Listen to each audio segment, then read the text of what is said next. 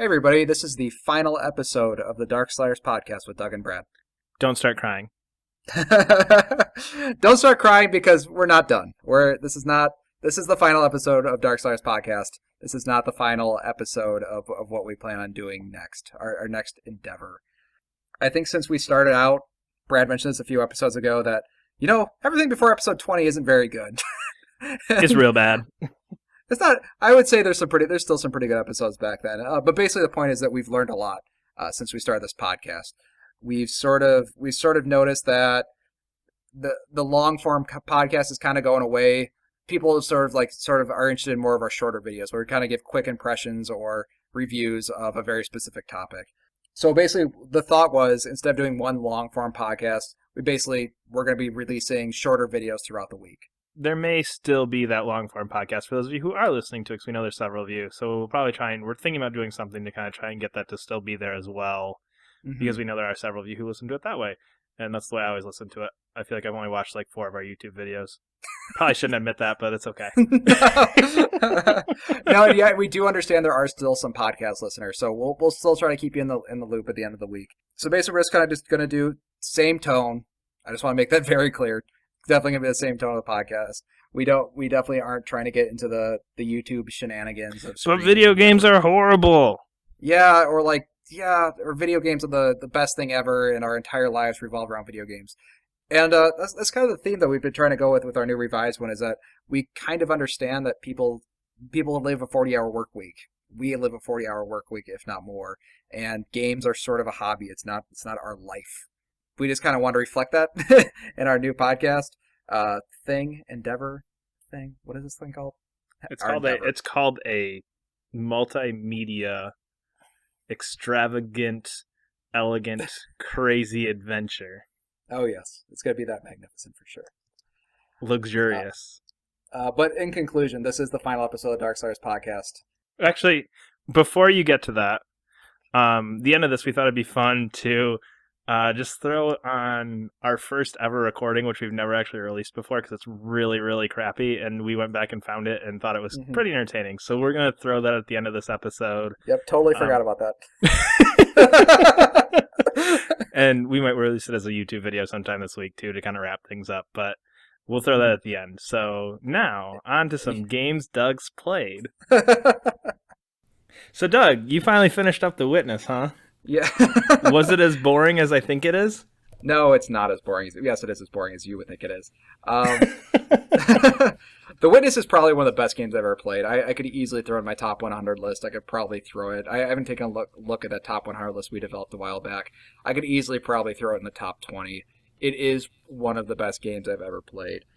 And it's one of the best games I've ever played because it does something that I just haven't seen other games do, which is it's not afraid to mix up its mechanics constantly.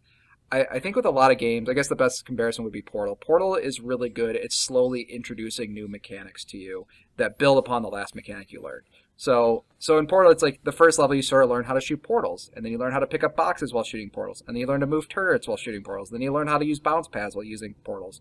The thing with The Witness, though, is that every time you enter a new area, it asks you to learn a completely new skill. Like, literally the only thing you know how to do going into a new puzzle is that you know where the puzzle starts and where the puzzle ends, like when you're drawing the maze. And that's literally it.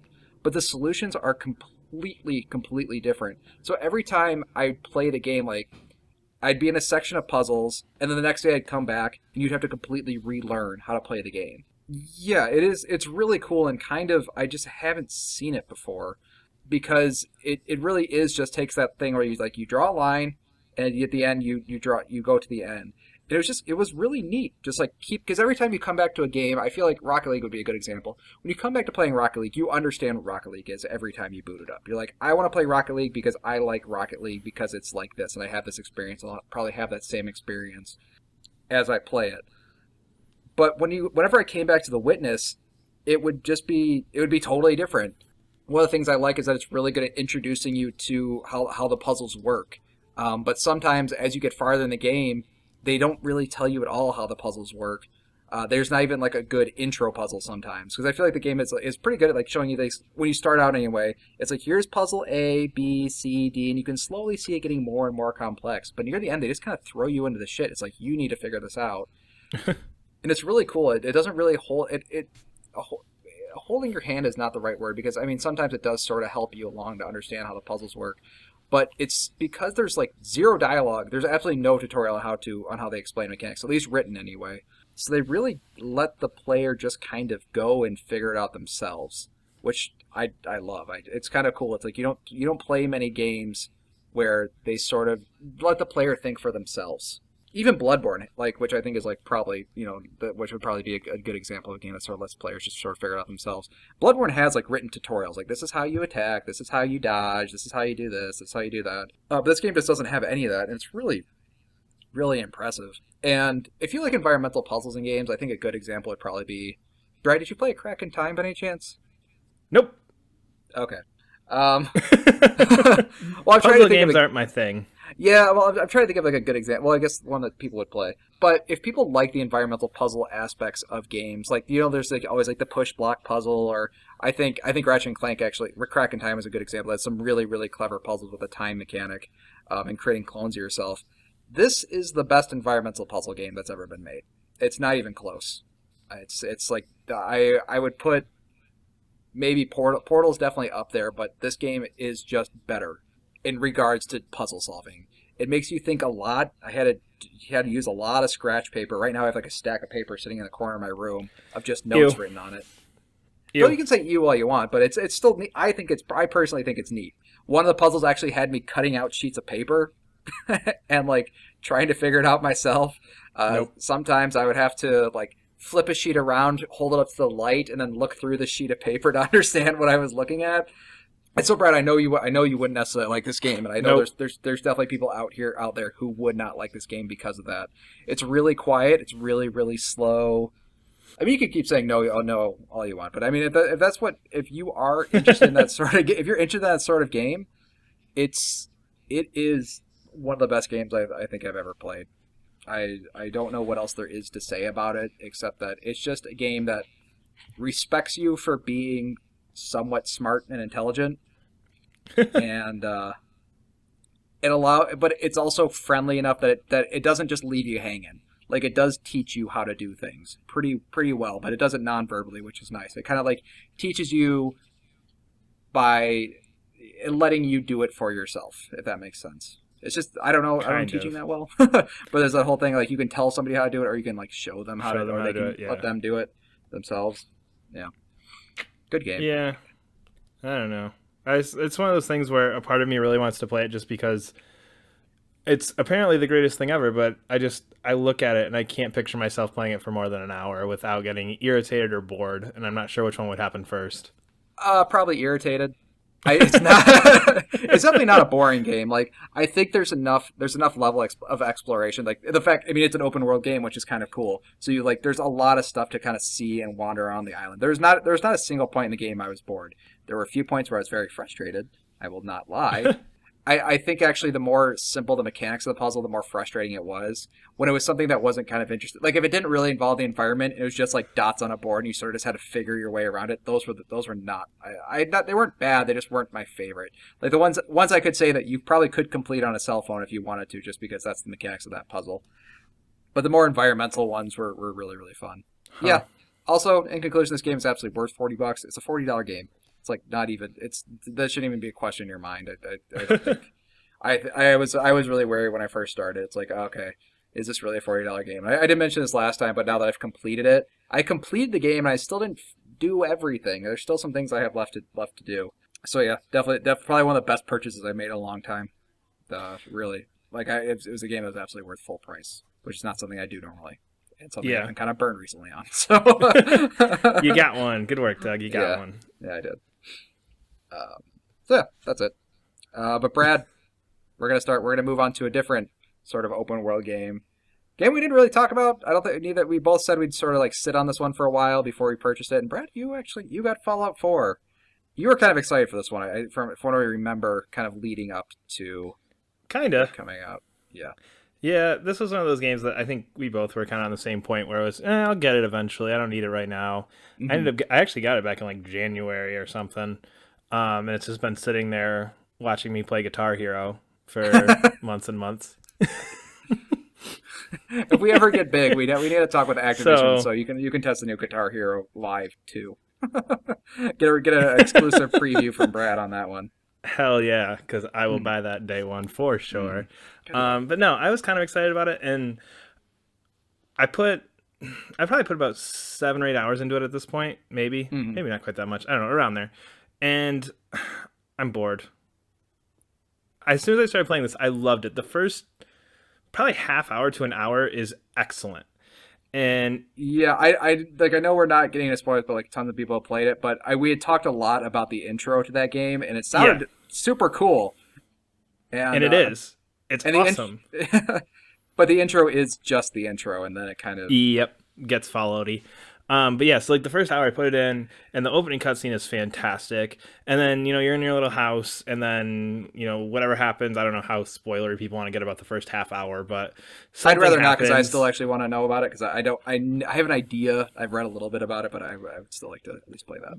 But yeah, so something happens, you run in the vault, you go in the vault, some more craziness happens, you come out of the vault. And that whole part is phenomenal. And that whole part I'm sitting there going like, why the hell am I going to play this? This is great. Like, I love this, I love this, I love this. And then you get out of the vault and it's just kind of like, well, I'm here. This isn't what it was when I went into the vault. And, well, I guess I'll go talk to that guy. Yeah. And that's kind of what happens for the next 8 hours is, I guess I can go talk to that guy. But I mean, like, do they have anything interesting to say? Like, are you not liking this because it just feels like other Fallouts, or are you not liking this one particularly? I think it reminded me that I didn't really care for Fallout 3 to begin with, just because I felt it was, well, Fallout 3 I liked to a point, but like after about maybe 20 hours of that, I got bored with that too. And I think it's just that feeling of like, there's so much here, and not even necessarily because you said with The Witcher that you were overwhelmed. Not even so much that you were overwhelmed, just like almost underwhelmed to a point. Like, oh, there's really not much story going here. I can join. There's a group called the Minutemen who are like trying to set up all the settlements and everything. And then there's the Brotherhood of Steel doing their thing. And then you've got your main quest line, which I don't want to talk too much about because that spoils the intro. But the main quest line, you're just kind of going around talking to people and just there's a couple interesting things. There's this group called the Institute that's doing some stuff that makes me a little curious, but nothing in it makes me go, I need to keep playing this. I always had that feeling with Fallout. I actually don't like Fallout 3 very much. I think I played about 5 hours of it, and I was like, I put about 10 hours into it. I just wasn't really feeling it. Is there something that is inherent to Fallout that you don't like, or is it something you could see as like, oh, if they just fixed this, everything would be perfect? Because I know the shooting was a big complaint of mine for Fallout 3. Did it? So no, it's horrible. Okay, all right, it never mind. Makes me sad every time. Like I literally just like try and run through things because I feel like the guns just. No, they don't do anything. And I end up just sitting here using VATS, and that irritates me. Because it's like I hit my 4 shots with VATS, I go run and hide, wait for my thing to recharge, hit my 4 shots with VATS, go run and hide. Because I feel like the shooting is kind of clunky, and I just feel like I'm never hitting anything unless it's right in front of my face. And maybe it's just that I suck at it, I don't know. But I don't enjoy whenever there's a point like, oh, go clear out this building, or go fight all these guys. I'm like, I better just pick a different quest. Oh, okay. Yeah, because it's just that, it's fetch quest is not the right word, but it's there are certain sort of quests that are feel very fetch questy, like kill X many things, or No, not even that. It's not even that I don't want to do it. It's more just like I don't want to deal with the combat to do this. Like I'm gonna have to sit here and try this 2 or 3 times because I'm gonna suck at it if these guys are anything other than a level or 2 higher than me. Because I don't know. I don't like the combat. It's not fun. So, I mean, is there anything, so you're saying like you didn't really care about the stories, or anything like like I was saying before, like that you feel like Fallout could like easily fix, or is there just something inherent to it? Well, again, like I said, I think the main story is going to get interesting. It's just like I don't want to put in the time with the combat and everything to deal with it to the point where it gets good, because it does have some very interesting things dealing with robots, and they call them synthetics, and how synthetics and humans are interacting. I don't want to get too spoilery there, but that's kind of like a big piece, it seems like, so far. So I would be curious to see how that plays out. And it's interesting. It's just, I guess my main issue is like I'm just bored with the combat. The combat does nothing. I don't have fun playing this game. I'm interested in it, and it looks really good. I'm just not having fun. Like the combat and just the way it works, just it takes me out of that. And I feel like we've talked about this a lot before, where to me, a game needs to stand on its gameplay. And it needs to have good gameplay for me to be excited about it. Like, I just started playing Donkey Kong Country Tropical Freeze. And That game, the story is ice pirates show up and Donkey Kong happens. Yeah.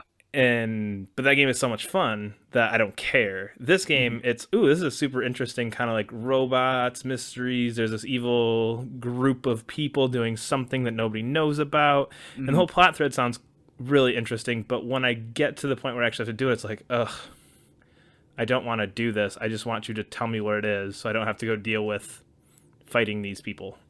Oh, okay. I gotcha. It's kind of annoying. I was like, Fallout's a series, like, I always, like, in my head, if somebody just said it out loud, like, sounds like amazing. It's something like I love. Oh, I agree. I love. And now, I don't know, I just keep hearing negative impressions of Fallout, so. I don't know. On paper, this seems like the game that was, like, specifically tailored to my interests. It's like, just walk around and wander around and find stuff, and there's robots, and something weird's going on with them, and there's weird mutant things, and you can explore all this, and it sounds great, and then I go and play, and it's just like, it's not that great. And everything, because the world's so spread out, and you can't fast travel until you get to somewhere, there's lots of that, like, oh, your next objective is in the other corner of the map, start walking. But you don't like that, or? I don't mind it, but at this point, that's like 90% of what I've done is just like walk to a place and then you explored. Shoot. Yeah, but again, like Fallout to me is not an interesting world to explore because everything's just blown up.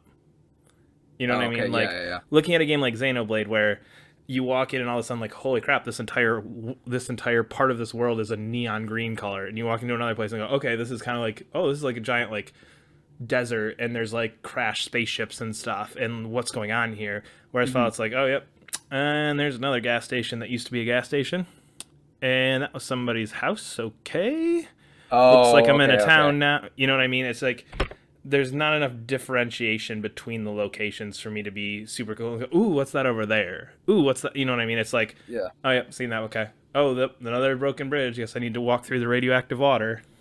Oh, that's such a bummer. Because, like, I remember that, like, all the complaints you had, I know that they had talked about in interviews about trying to fix. And one was, like, making areas more distinct. Another one was improving the combat.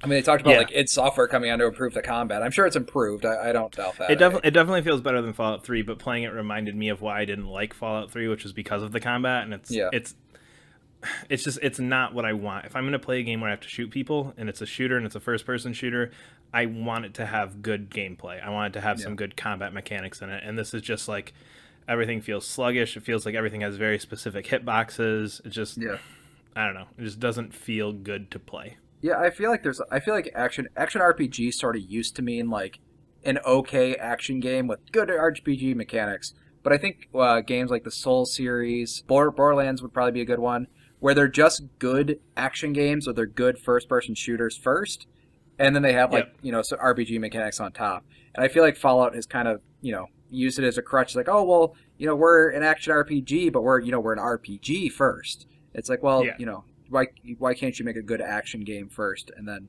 put on the RPG mechanics after you have that good base? And I'm surprised.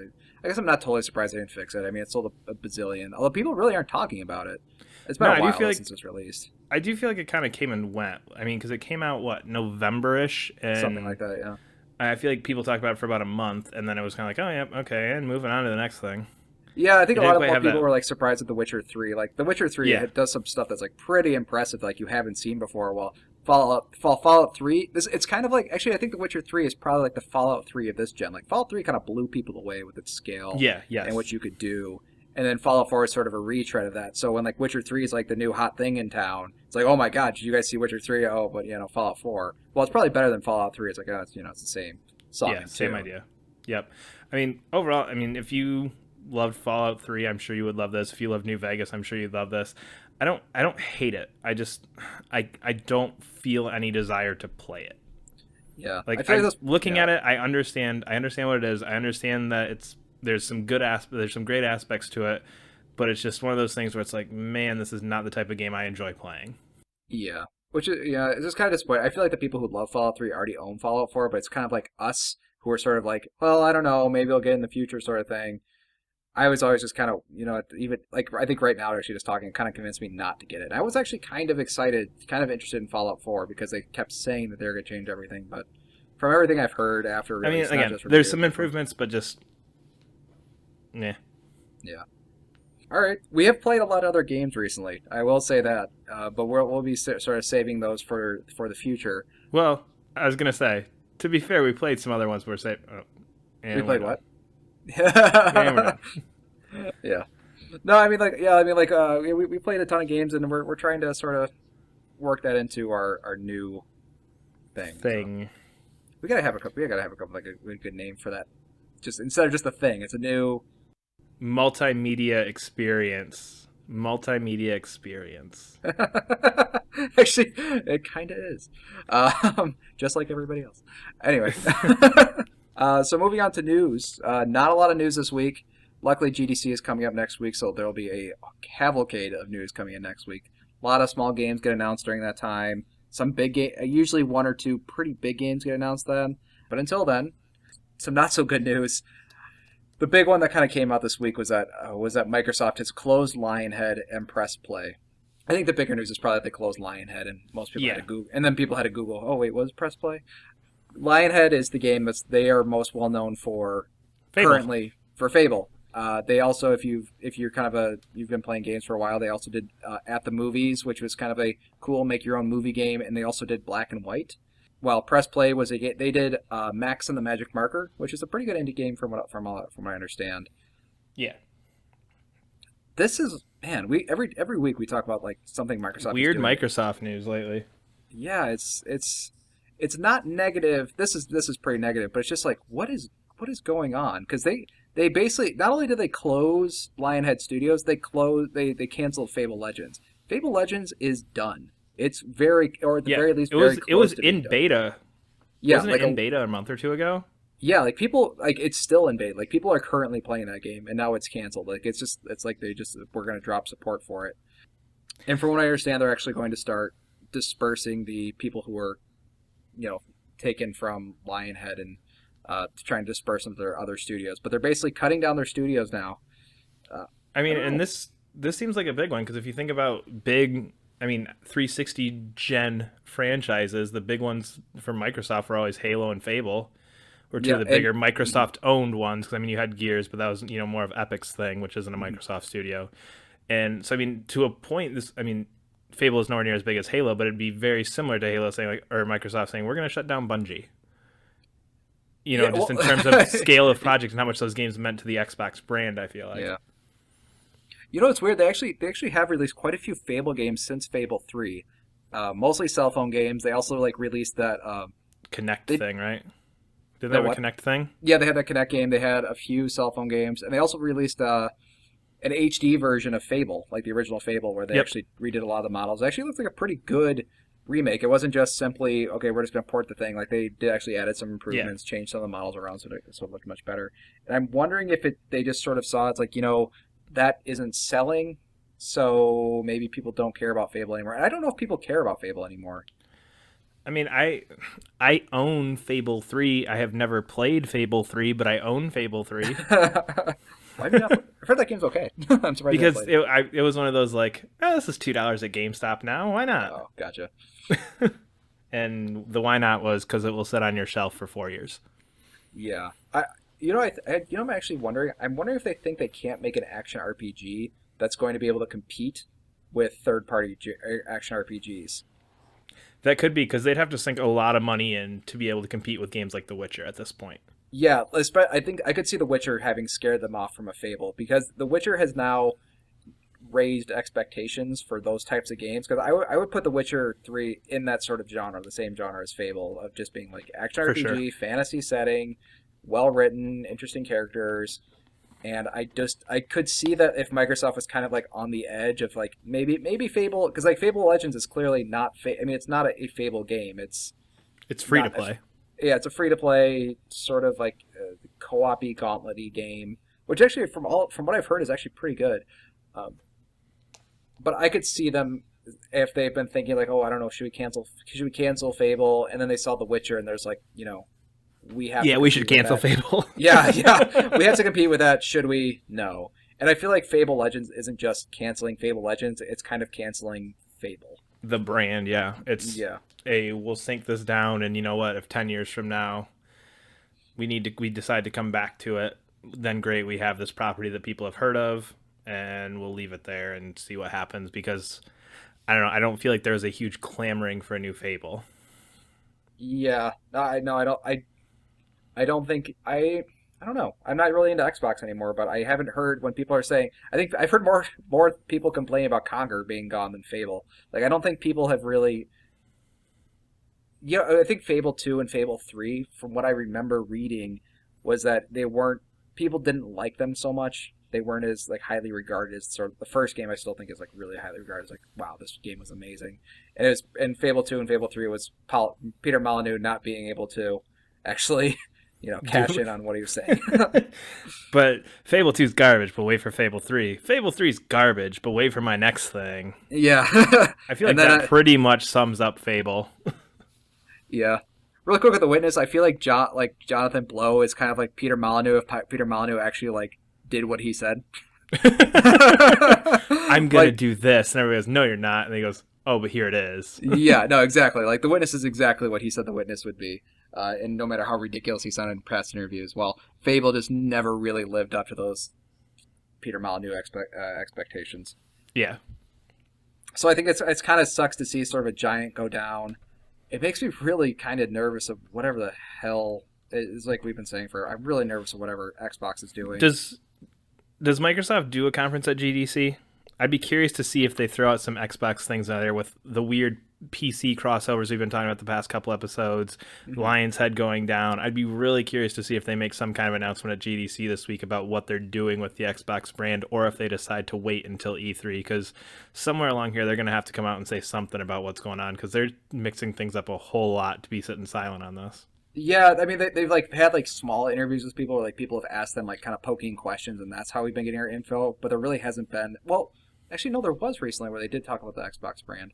I feel like GDC would probably be a good point to like just tell the public, it's like, hey, this is what's going on with Microsoft brand, and this is where we're going with it. And it seems like they're going to, from what we can understand, is that they're going to more PC, not PC centric, but their Xbox is now sort of idea isn't a thing. It's a brand instead of a console. Yeah. Yeah. But that means I might actually be able to play Scalebound instead of getting an Xbox One, which will be nice. Sort of semi-related shutdowns. I guess new growth. Dead Island 2, which was not canceled. It was never. I don't think they ever officially canceled it. No, they never canceled it. They said they just took the studio off it. It was Jaeger who was doing it, and they just took them off and disbanded that studio and kind of left it sitting there for a while. Because that was about, what, November-ish, I feel like that happened? That was a long time ago. I remember talking about it quite a while ago. But that was a game where, at least. Yeah, that was a game where people had played it. Like, they had actually played demos of it. It looked like there's a lot of art assets and stuff put into it, and it was actually like fairly far along. But now they put Sumo Digital on it. Sumo Digital is a weird company. They have done the oddest assortment of games. They do, and they do really good games. They do amazing games that have like nothing to do with each other. Okay, well here, the Dead Island 2 is being made by the devs of Sonic All-Star Racing Transformed. One of Doug's all-time favorites. It is absolutely one of my all-time favorites. Probably better than probably the best kart racer ever made. Little Big Planet 3.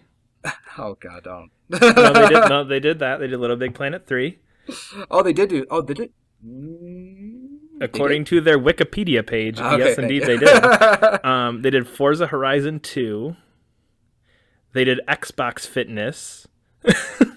They're doing some work on Crackdown 3. Yeah, I mean, they have like the weirdest things they've done. Virtua Tennis, Outrun. So they made like some of the best racing games ever, one of the best tennis games ever, and the worst Little Big Planet. Disney. They did some work on Disney Infinity. Everybody does work on Disney Infinity. It's amazing the studios that do like weird work for Disney Infinity. Ninja Theory, the guys who made like DMC and they do work on Disney Infinity. I wouldn't be surprised if every studio does something with Disney Infinity. Hasbro Family Game Night 3. That might be good. I don't know. I've never played it. Yeah, so they've done a lot of weird stuff, so it seems weird to see. But, I mean, I guess Dead Island 2 isn't too... I mean, it's a little bit further out of their wheelhouse from games they've done. They did the Dead Space Ignition, which is like a weird little like PSN game. That's the closest thing I can find on here to a Dead Island style game. So I'd be curious to see what it comes out as. But like you said, Jaeger did so much work on it already that I'd be curious if it's more of a, okay, we need to polish this thing up and kind of wrap it, as opposed to we need to polish this turd and flush it down the toilet. I didn't say that. Hey, Jaeger made one of my favorite shooters ever in Spec Ops The Line. That game is crazy good. That game is not good. That game has a good story. That's probably a better way to put that. But the story in that game is fantastic. So maybe Dead Island 2 will just take their story and it'll be great. Yeah, the guy who worked no longer works for that studio after Spec Ops The Line. Okay, fine. Dead Island 2 is gonna suck. There you go. No, it's Doug, you got what you wanted. We'll see. I'm really curious. Actually, the thing I always love when like a game sort of gets like semi-canceled and then they like relaunch it like 2 years later. You're watching E3, you're like, what the hell? Oh, yeah, this game. I forgot this game was a thing. So I'm really curious what the relaunch is sort of going to be. That'll be good. To be fair, though, that's kind of how I feel about every time I see anything that says Dead Island. Like, oh yeah, that wasn't just a trailer. Yeah, that was a really good trailer. Yeah, that game peaked at its announcement. Yep. Mm-hmm. And it's just been downhill since. Although, I mean, it did lead to Dying Light, which I've heard is pretty good. So. Yeah, I've been meaning to play that one. Yeah. Next up, The Division. I think anybody who's playing this is a weird one. All right, The Division did not send out review copies, but I don't know if that matters.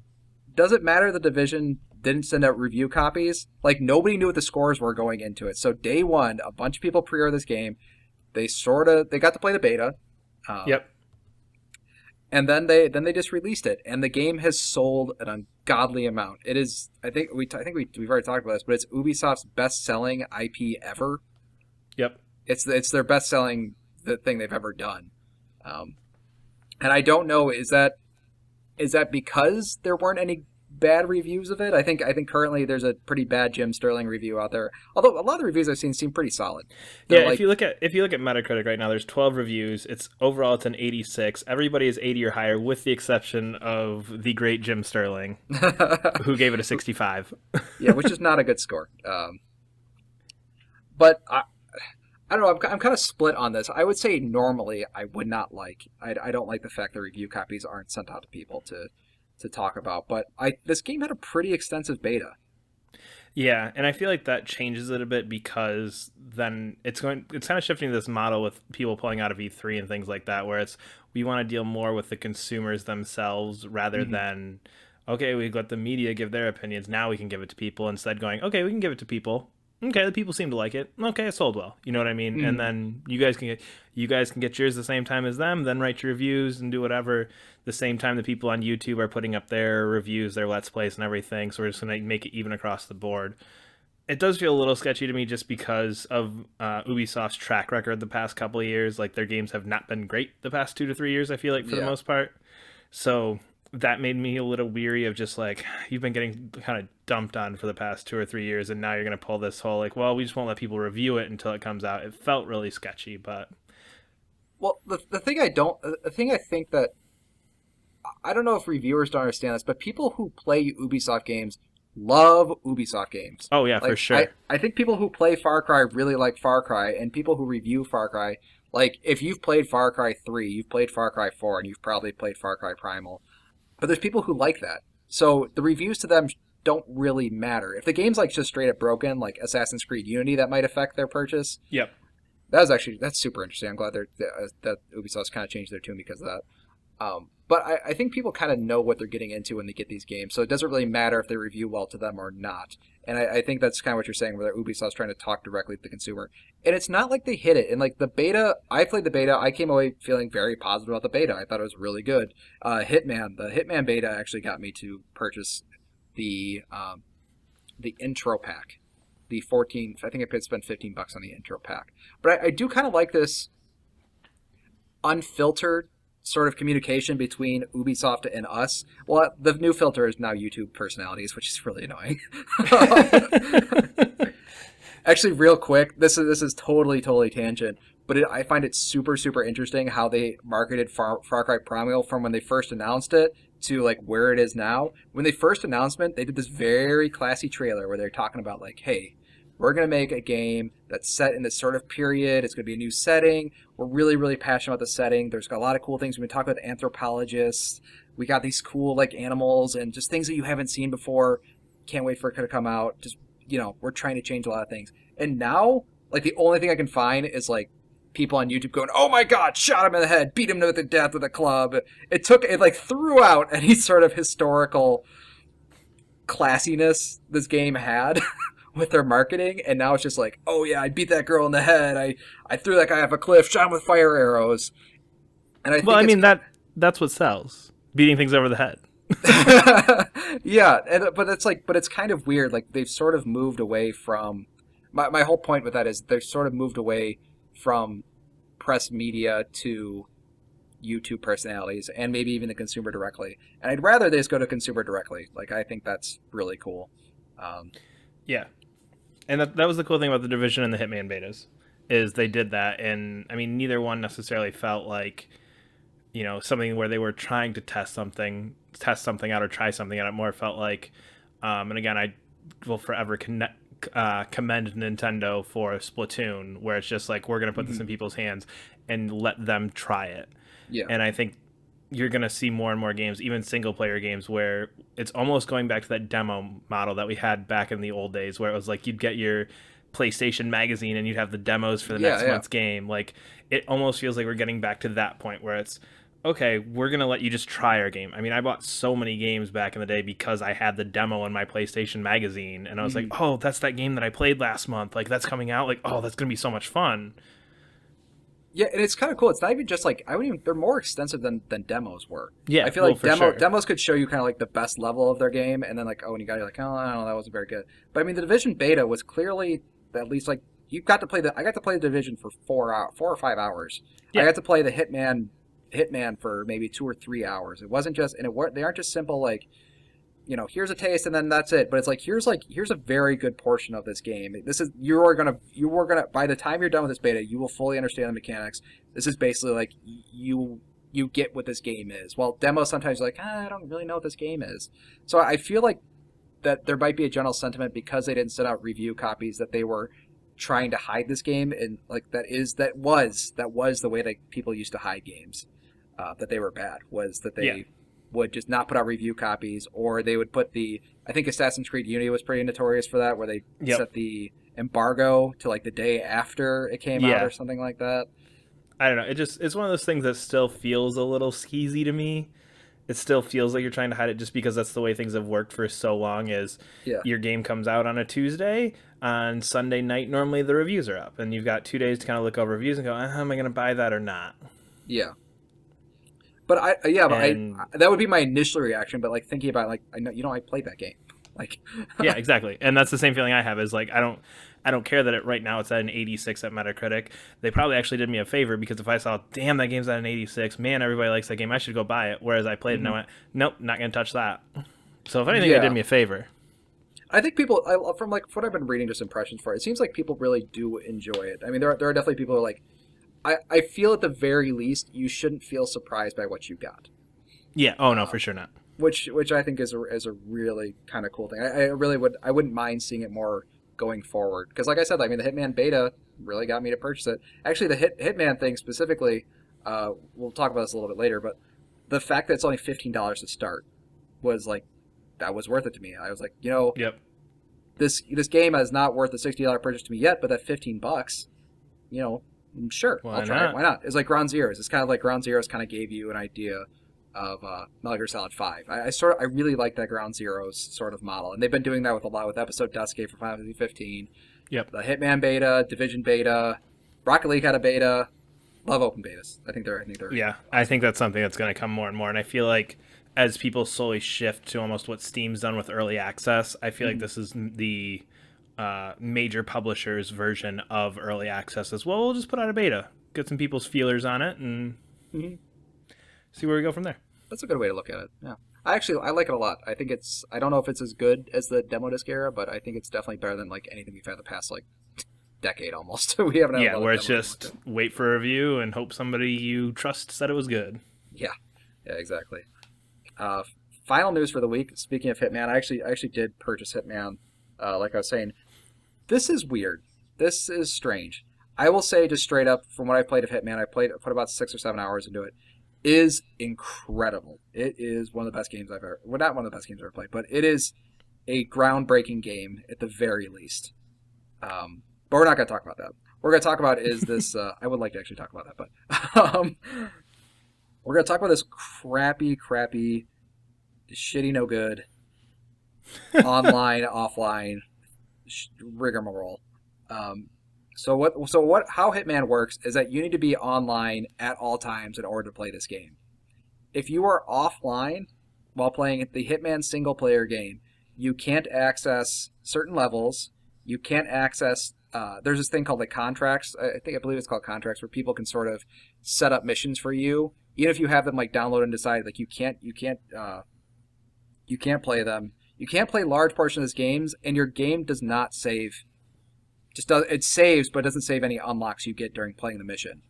So it basically really, really, really hinders you if you're not playing online. And the problem is, and if you're online and then suddenly for whatever reason your connection disconnects, you immediately get booted to the main menu. Whoa.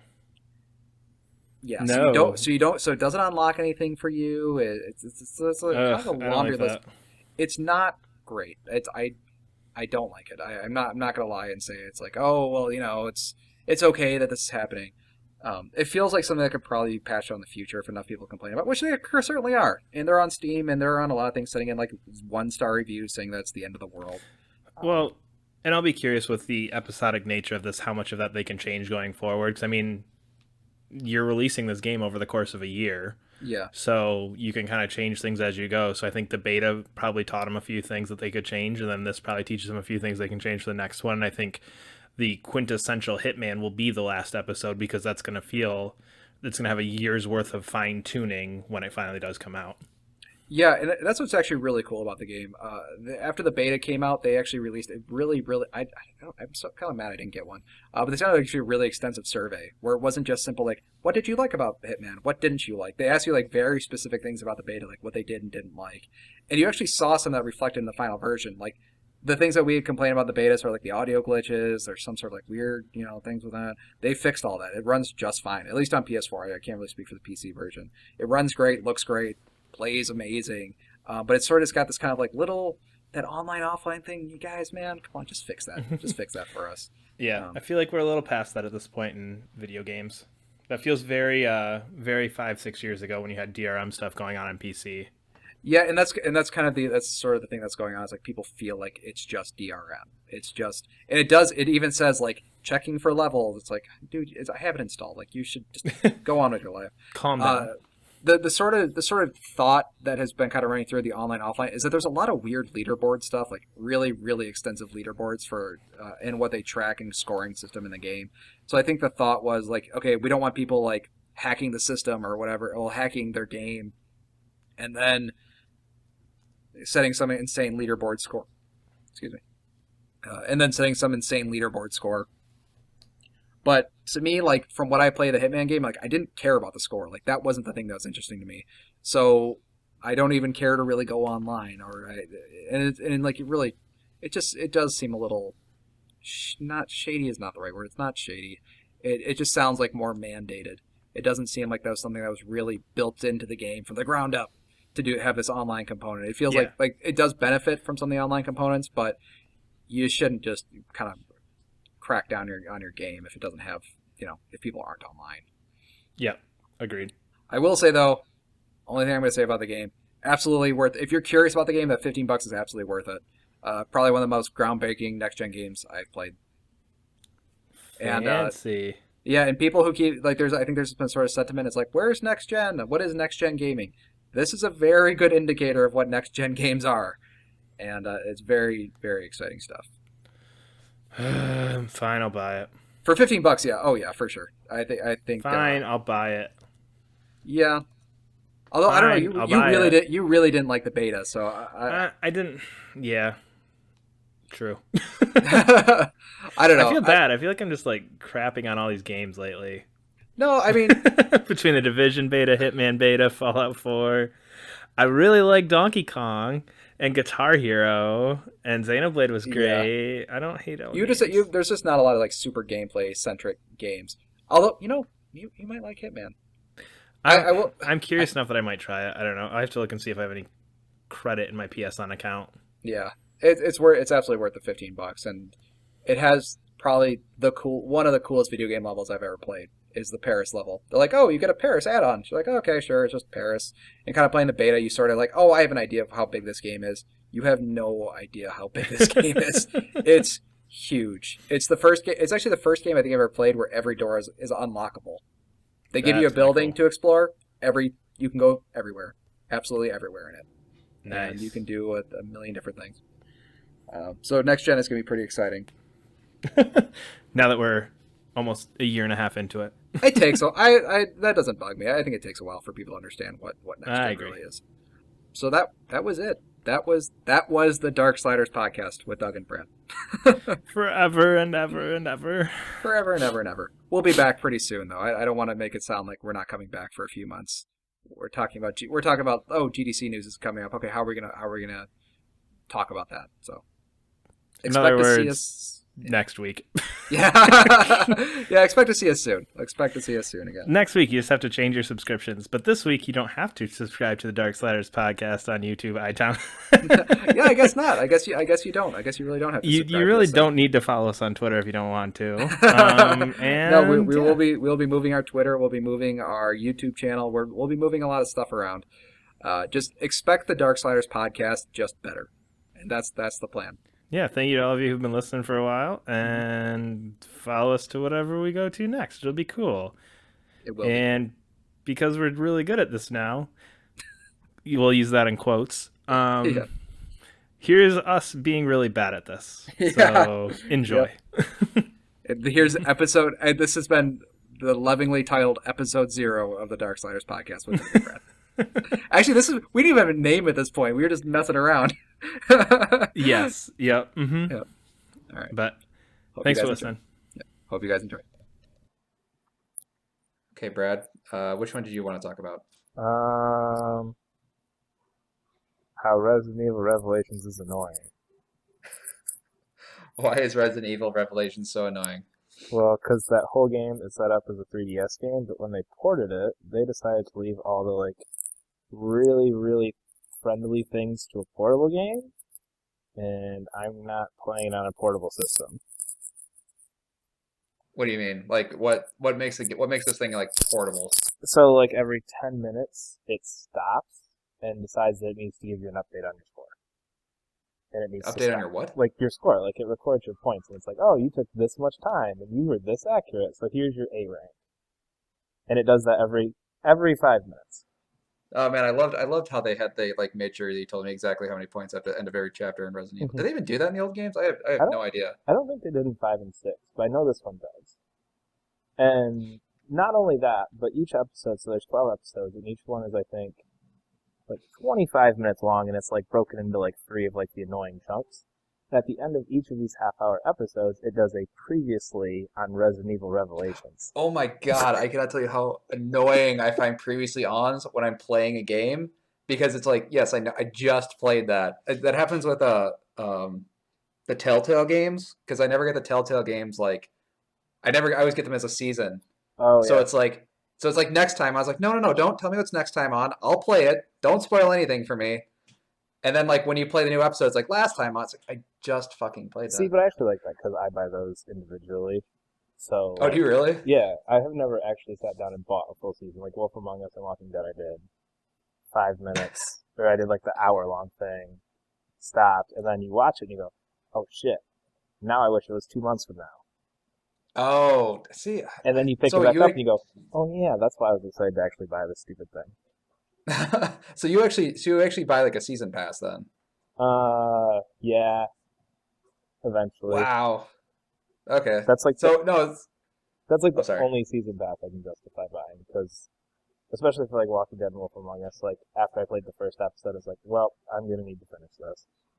Oh, okay. Yeah, that's true. I didn't with season 2 of Walking Dead, and I actually don't even think I finished all the episodes. I think I only made it through episode 3.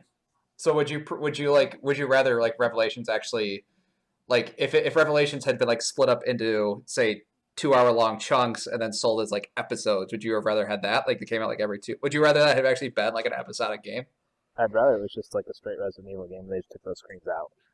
Like See, I'm fine with the episodes. Like make it 12 levels. That's fine, but you don't need to split every 12 episode into 5-minute chunks. oh, okay. So if you just had like a programmer and you just delete these chunks and then we're good. Yeah, I mean, like, it stops because it's told from multiple perspectives, so it almost makes sense to have a cut, but, like, I don't know. I almost feel like the way the narrative is set up, like, it works really well for mobile because it's 5 or 10-minute chunks as opposed to here's a 45-minute level, which you could do, but I feel like if you were playing a portable game, you don't always sit down and play it for 45 minutes.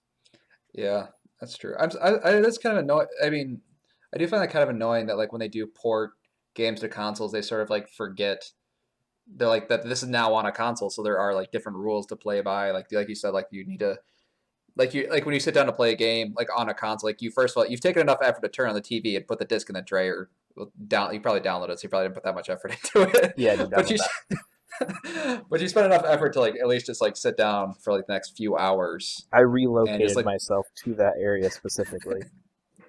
For game, yeah, and so like so the game is like so you don't need the game, you don't want the game to basically just be like, okay, I want one continuous experience, and then I decide when to turn it off. You don't tell me when to turn it off. You can give me a break every hour. It's like hey, if you need to stop, now would be a good time. It's like a chapter in a book. Like that works well. That works well. But I don't need like subheadings. No, I got you. So besides that, you think the game is like completely technically like you haven't mentioned anything about the gameplay or anything, just this one really small aspect. But that does that bug you enough to make it a bad game? Yeah, because every time I get to it, it's like I can't read books with short chapters because I only want to read to the end of the chapter and then I want to stop. Okay. So like, every time I sit down and play that game, I play it for like 20 minutes. Like, oh, the game's telling me to turn it off. So then I turn it off and go do something else.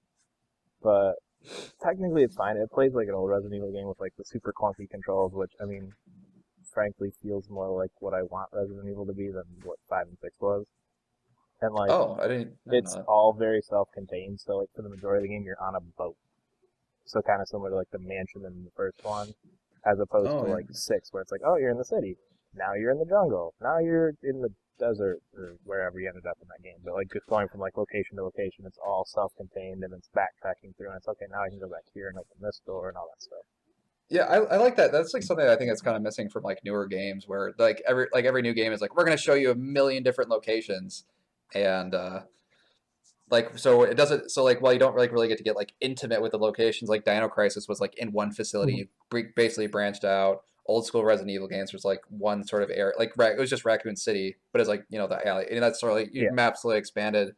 But yeah, like you were saying with like Resident Evil, like we need to put them in as many places as possible and try to tie all these different things together.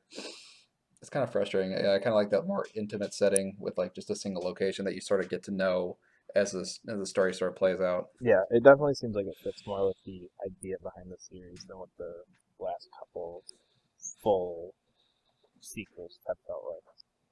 So what do you think the idea is behind the series? Like when you say that? Like what you were saying, where I gotta go all over the world and you gotta explain every single thing, and this virus is contaminating the world, as opposed to on this one it's on the boat and them trying to contaminate the world through the boat by putting it into the water. Whereas like I feel is that really the plot? Yeah, there's a new virus, and like the first thing you see, and I'm not really down with the game, but like it's like 20 or maybe an hour in or 2 hours in, you see it, and they just drop it in the fish tank, and the fish just start turning into zombies and eating each other.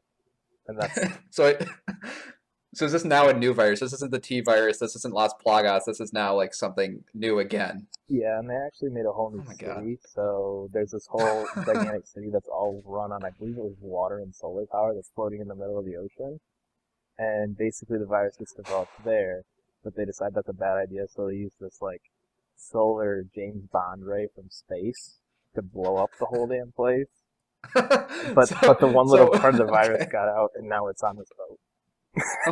So wait, so they created like the most eco-friendly place on the planet in order to develop like basically the most intense biological, the thing that's worse than the T virus. It always has to be worse than whatever came before. Yeah. So it's worse than the T virus. It's worse than Las Plagas. And like, so on the super eco-friendly thing that they got all these governments to agree on, they're like, we're going to make something way worse than both of those that have already destroyed. I guess at least 4 cities. No, I guess Resident Evil 1 and 2. Well, I guess most of Resident Evil are just Raccoon City. Yeah, up And until then Resident 4. Evil 4 was the... All the T-Virus stuff was Raccoon City, and then when I got to Let's Play, I guess it was 4 through 6, which was all over the world. Okay, but they're like, we're gonna do this. So oh yeah, so they decided we're gonna do this again. We're gonna do another terrible biological weapon. Yep. Oh man, those games are getting a little long in the tooth, I think. A little bit.